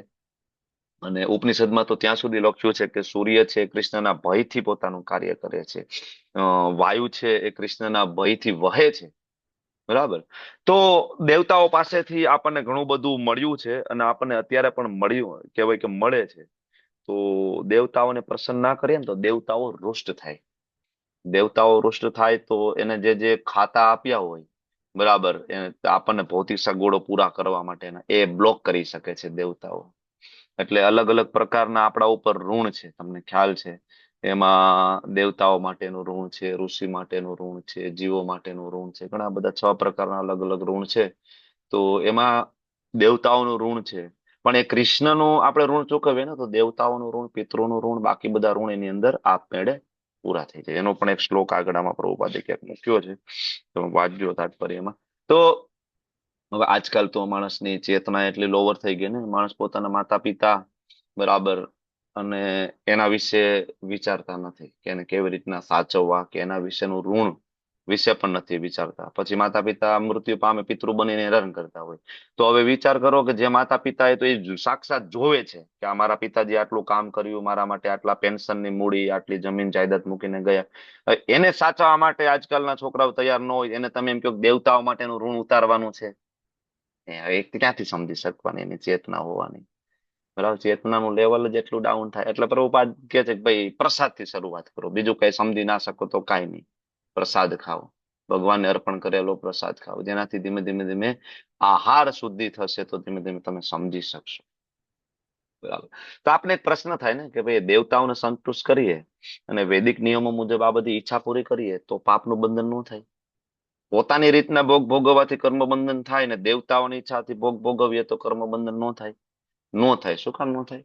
કારણ કે એક તો આપણે દેવતાઓની આજ્ઞા એટલે અલ્ટિમેટલી ભગવાનની આજ્ઞાનું આપણે પાલન કરીએ છીએ, અને બીજું એની અંદર ભોગ ભોગવવા માટેના થોડાક નિયમો છે એને પણ આપણે પાલન કરીએ છીએ, જેનાથી આપણું શુદ્ધિકરણ થાય છે.